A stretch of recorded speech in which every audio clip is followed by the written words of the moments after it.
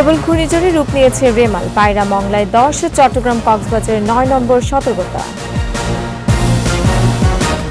তৃতীয় ধাপে উপজেলা নির্বাচনে জমজমাট প্রচারণা, 112 উপজেলার মধ্যে 21টিতে ইভিএমে ভোট।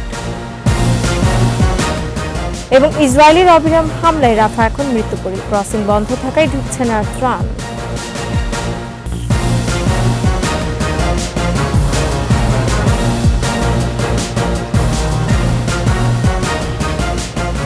শুনছিলেন ফার্স্ট সিকিউরিটি ইসলামী ব্যাংক পিএলসি সংবাদ শিরোনাম। আমন্ত্রণ দুপুর 12টার 21 সংবাদে, সাথে আছে আমি রোমান আমিন। 21 টেলিভিশনের সংবাদ একই সাথে সরাসরি দেখতে পাবেন আমাদের ফেসবুক পেজ www.facebook.com/2124 অনলাইনে। ঘূর্ণিঝড় রেমাল প্রবল ঘূর্ণিঝড়ে রূপ নিয়েছে, তাই পায়রা মংলায় 10 নম্বর, চট্টগ্রাম কক্সবাজার বন্দরে 9 নম্বর মহা বিপদ সংকেত তোলা হয়েছে। উত্তর পশ্চিম বঙ্গোপসাগর ও তৎসংলগ্ন এলাকায় অবস্থানরত ঘূর্ণিঝড় রেমাল উত্তর দিকে অগ্রসর ও ঘনীভূত হয়ে একই এলাকায় প্রবল ঘূর্ণিঝড়ে পরিণত হয়েছে। এটি আজ সকাল 6টায় চট্টগ্রাম সমুদ্র বন্দর থেকে 400 কিলোমিটার দক্ষিণ পশ্চিমে, কক্সবাজার থেকে 360 কিলোমিটার দক্ষিণ পশ্চিমে, মংলা থেকে 330 কিলোমিটার দক্ষিণে এবং পায়রা থেকে 295 কিলোমিটার দক্ষিণে অবস্থান করছিল। এটি আরও উত্তর দিকে অগ্রসর হয়ে আজ সন্ধ্যা নাগাদ মংলার কাছ দিয়ে খেপুপাড়া উপকূল অতিক্রম করতে পারে। বাংলাদেশের উপকূলীয় এলাকায় প্রবল ঘূর্ণিঝড়ের প্রভাবে দমকা হাওয়া সহ বৃষ্টি শুরু হয়েছে।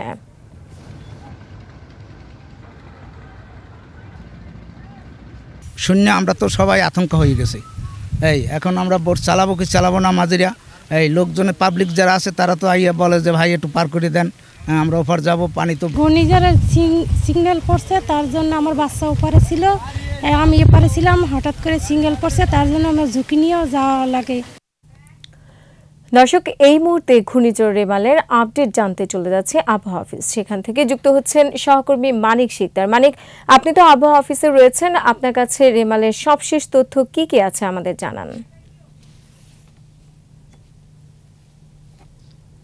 রোমান, আপনি জানেন যে ঘূর্ণিঝড় রিমাল বঙ্গোপসাগরের উত্তর পশ্চিমাঞ্চলে কিন্তু পূর্বাঞ্চলে কিন্তু শুরু হয়েছিল এবং সেটার যে পরিস্থিতি আমরা দেখতে পাচ্ছি, বিশেষ করে গতকাল রাত থেকে কিন্তু খুব দ্রুত পরিবর্তন হয়েছে এবং আবহাওয়া অফিস থেকে যেটা বলা হচ্ছে আজকে সন্ধ্যা এবং মধ্যরাতের মধ্যেই যে কোনো সময় এটি উপকূলীয় অঞ্চলে আঘাত আনবে এবং বিশেষ করে উপকূলীয় অঞ্চলের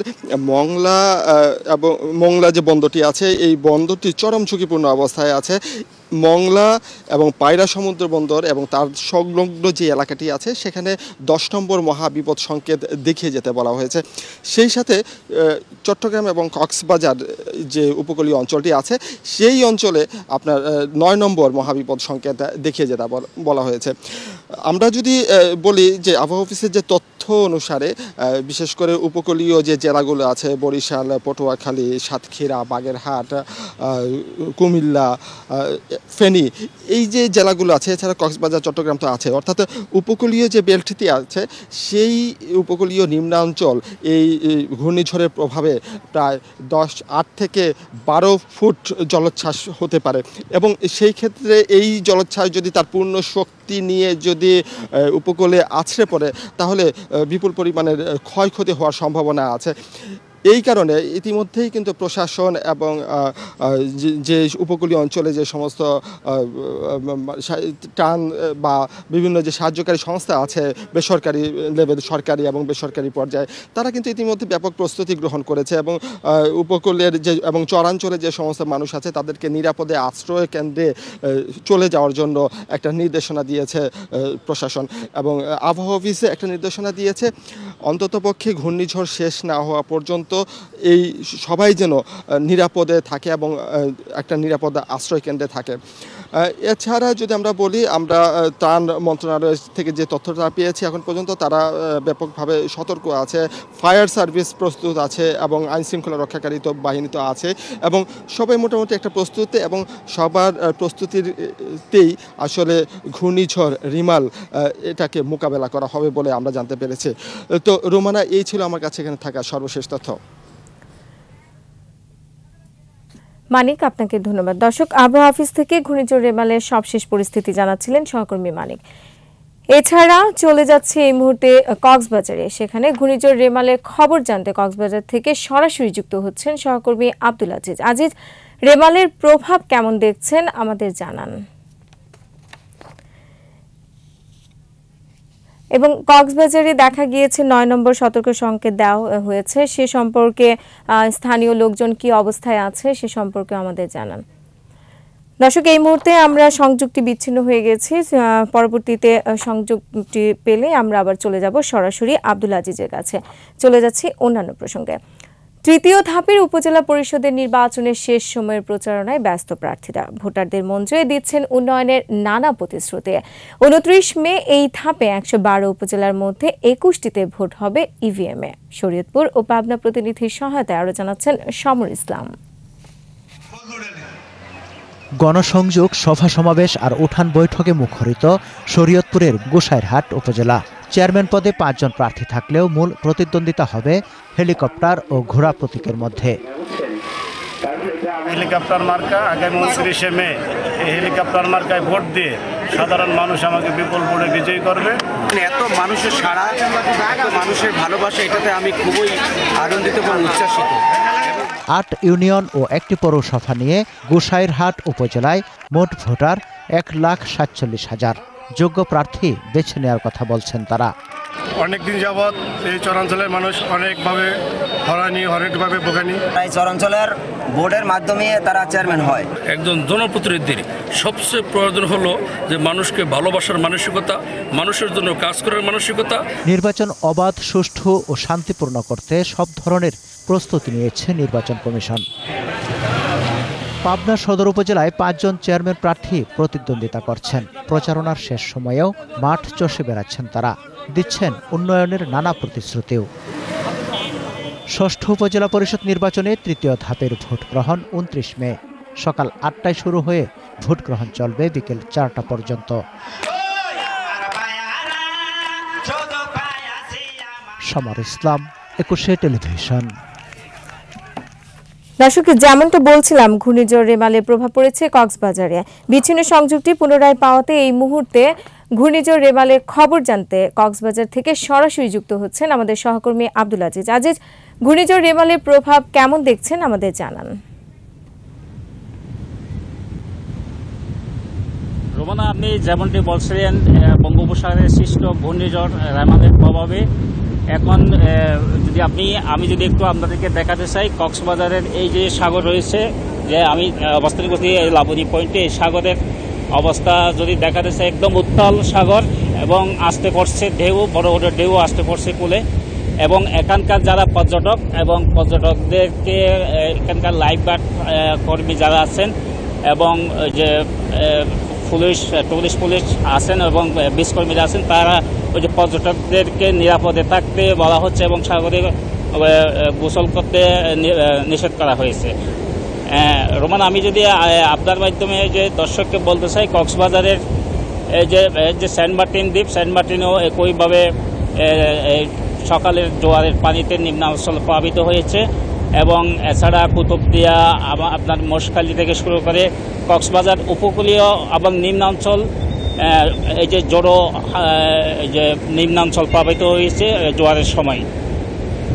রোমানা, আমি যদি বলতে চাই, কক্সবাজারের সর্বত্র এখন ঘূর্ণিঝড় রেমালের প্রভাব পড়তে শুরু করেছে। মাঝে মধ্যে বৃষ্টি হয়, মাঝে মধ্যে আবার রোদ, মাঝে মধ্যে এবং দমকা হাওয়া বয়ে যাচ্ছে।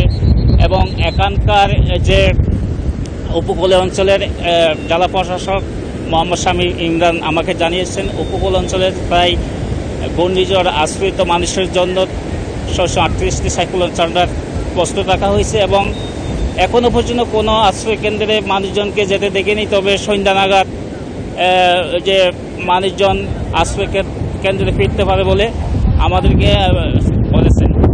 এখনও পর্যন্ত কক্সবাজারে তেমন কোনো ক্ষয়ক্ষতি হয়নি। এই ছিল আমার কাছে কক্সবাজারে ঘূর্ণিঝড়ের সর্বশেষ। আজিজ, আপনাকে ধন্যবাদ। দর্শক, কক্সবাজার থেকে ঘূর্ণিঝড় রেমালের সর্বশেষ পরিস্থিতি জানাচ্ছিলেন সহকর্মী আজিজ। চলে যাচ্ছি অন্যান্য প্রসঙ্গে।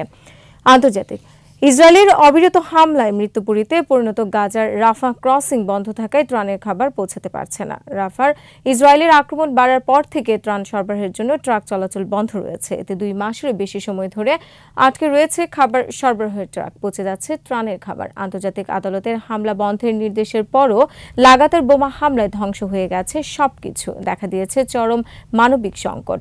মিশরীয় কর্মকর্তারা বলছেন মানবিক কার্যক্রম সামরিক কার্যকলাপের ঝুঁকিতে রয়েছে।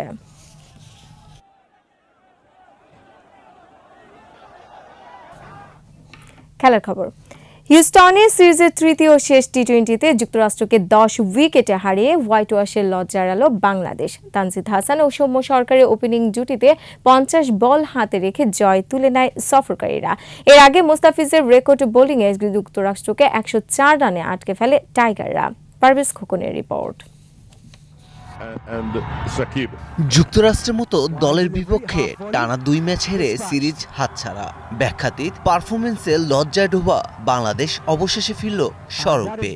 যুক্তরাষ্ট্রের বিপক্ষে শক্তির পার্থক্যটা তারা দেখালো শেষ টি-20তে এসে। হিউস্টনে হোয়াইট ওয়াশ এড়ানোর ম্যাচে 50 বল হাতে রেখে জিতেছে 10 উইকেটের বিশাল ব্যবধানে। 105 রানের টার্গেটে খুব একটা আগ্রাসী ব্যাটিংয়ের দরকার ছিল না। 2 ওপেনার সেই পথে যাননি, তবে প্রয়োজন মতো ব্যাট চালিয়েছেন জুনিয়র তামিম ও সৌম্য। তামিমই একটু আগ্রাসী ছিলেন বেশি, তবে সৌম্য নিজেও কম যাননি। পাওয়ার প্লেতে যুক্তরাষ্ট্রের 46 রানের বিপরীতে বাংলাদেশ তুলেছে 48 রান। 11তম ওভারে নিজের 50 করেন তানজিদ তামিম। 5-4 ও 2 ছক্কায় সাজান নিজের তৃতীয় টি-20 50 ইনিংস। হাফ সেঞ্চুরির পরেও থামেননি তামিম। ম্যাচ জিতিয়েই মাঠ ছেড়েছেন। 42 বলে জুনিয়র তামিম 58 আর 4 মেরে জয় এনে দেয়া সৌম্য অপরাজিত ছিলেন 43 রানে। আন্তর্জাতিক টি-20তে বাংলাদেশের কোনো বোলারের 6 উইকেট ছিল না। যুক্তরাষ্ট্রের বিপক্ষে 4 ওভারে 10 রান দিয়ে 6 উইকেট নিয়েছেন মোস্তাফিজুর রহমান। আন্তর্জাতিক টি-20র ইতিহাসে 6ষ্ঠ সেরা বোলিং করলেন ফিজ। এছাড়া এদিন আন্তর্জাতিক টি-20তে বাংলাদেশের হয়ে সবচেয়ে ইকোনমি বোলিংয়ের রেকর্ড করলেন রিশাদ। 4 ওভারে 1 মেডেন ও 1 উইকেট নিয়ে দিয়েছেন 7 রান। এতেই যুক্তরাষ্ট্র আটকে যায় 104 রানে। মার্কিনীরা উইকেট হারায় 9টি। দলের হয়ে সর্বোচ্চ 27 রান করেন আন্দ্রেস গাও। পারভেজ খোকন, 21 টেলিভিশন। আর এরই সাথে শেষ করছি দুপুর 12টার 21 সংবাদ। যাবার আগে ফার্স্ট সিকিউরিটি ইসলামী ব্যাংক পিএলসি সংবাদ শিরোনামগুলো আরও একবার। প্রবল ঘূর্ণিঝড়ে রূপ নিয়েছে রেমাল। পায়রা মংলায় 10 ও চট্টগ্রাম কক্সবাজারে 9 নম্বর সতর্কতা। তৃতীয় ধাপে উপজেলা নির্বাচনের জমজমাট প্রচারণা। 112 উপজেলার মধ্যে 21টিতে ইভিএমে ভোট। এবং ইসরায়েলের অবিরাম হামলায় রাফা এখন মৃত্যুপুরী। ক্রসিং বন্ধ থাকায় ঢুকছে না ত্রাণ।